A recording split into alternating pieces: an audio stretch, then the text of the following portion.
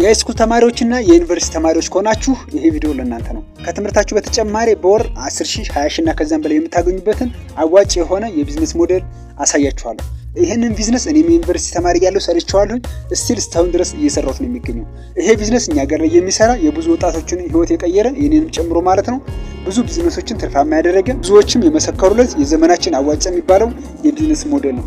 ስራውን ለመጀመር ምንም ብር አያስፈልጋችሁም። በዜሮ ብር ጀምራችሁ መስራት ትችላላችሁ። የሚያስፈልጋችሁ ስራውን ለመጀመር ሁለት ነገር ብቻ ነው። እሱ ፒሲ ወይም ደግሞ ስልክ ብቻ ነው። ከነዚህ ከሁለቱ አንዱ ነገር ካላችሁ በቀላሉ ጀምራችሁ ትርፋማ መሆን ትችላላችሁ ማለት ነው። ይሄም የቢዝነስ አይነት ፌስቡክ አድቨርታይዚንግ ይባላል። ፌስቡክ አድቨርታይዚንግን ለመስራት የሚያስፈልጋችሁ አንደኛ ስኪሉን መማር ነው።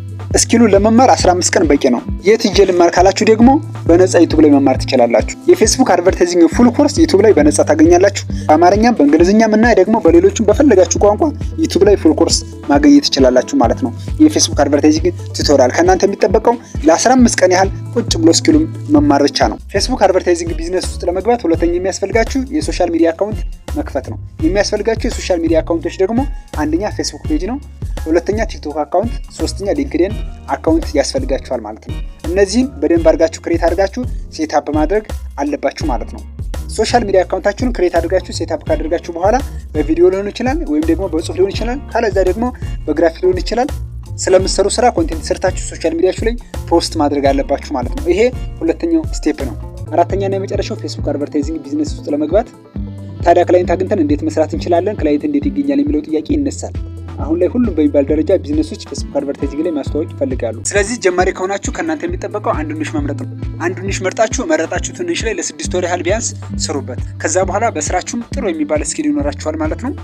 ከ6 ወር በኋላ ወደ ሌሎችም ኢንዱስትሪዎች ሽፍት ማድረግ ትችላላችሁ ማለት ነው። ስለዚህ መጀመሪያ ማድረግ ያለባችሁ ነገር አንዱን ኒሽ መምረጥ ነው።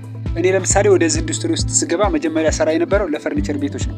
ልክ እንደኔ እናንተም በሙያችሁም ኮንፊደንስ እንዲኖራችሁ አንዱን መርጣችሁ ብትሰሩ ውጤታማ ትሆናላችሁ ማለት ነው። ፌስቡክ አድቨርታይዚንግን ብትሰሩላቸው ትርፋማ ሊሆኑ የሚችሉትን ኢንዱስትሪዎች አሁን እነግራችኋለሁ። አንደኛ ዴንቲስት፣ ሁለተኛ ፈርኒቸር ቤቶች፣ ሶስተኛ ሬስቶራንቶች፣ አራተኛ ኢኮመርስ ፕላትፎርም ላይ የሚሰሩ ቢዝነሶች፣ አምስተኛ ጂም ቤቶች፣ ስድስተኛ ሪል ስቴት የሚሸጡ ድርጅቶችና ሌሎችም አሉ ማለት ነው። እነዚህ ቢዝነሶች ጋር ፌስቡክ አድቨርታይዚንግ አብራችሁ ብትሰሩ በአጭር ጊዜ ውስጥ ለእነሱም ተጨማሪ ገቢ ማምጣት ትችላላችሁ ማለት ነው። እናንተም ደግሞ በትንሹ 10,000 እና 20,000 ብር ማግኘት ትችላላችሁ ማለት ነው ከፌስቡክ አድቨርታይዚንግ ትምህርታችሁን እየተማራችሁ ጎን ለጎን ማለት ነው።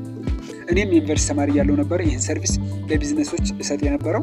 ስለዚህ እናንተም ከትምህርታችሁ በተጨማሪ ለቢዝነሶች ይህን ሰርቪስ ዴሊቨር ብታደርጉ ምንም ከትምህርታችሁ ጋር የሚጋጭ ነገር የለውም ማለት ነው። እንደውም የተሻለ እውቀት እንዲኖራችሁና የተሻለ ሰው እንድትሆኑ ይረዳችኋል ማለት ነው። ትምህርታችሁን እየተማራችሁ ተጨማሪ ቢዝነሶችን ብትሰሩ ማለት ነው።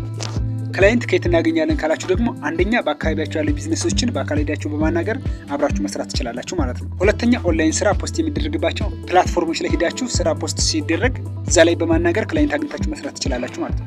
ኦኬ እንግዲህ ውድ ተመልካቾች ትምህርታችሁን እየተማራችሁ ከትምህርታችሁ በተጨማሪ ፌስቡክ አድቨርታይዚንግን እየሰራችሁ ገንዘብ የምታገኙበትን መንገድ ይዤላችሁ መጣሁት። ይህን ይመስል ነበረ። ከቪዲዮ ብዙ ነገር እንደተማራችሁበት እርግጠኛ ነኝ። እስከ መጨረሻው ድረስ ስለተከታተላችሁኝ በጣም አድርጌ አመሰግናለሁኝ።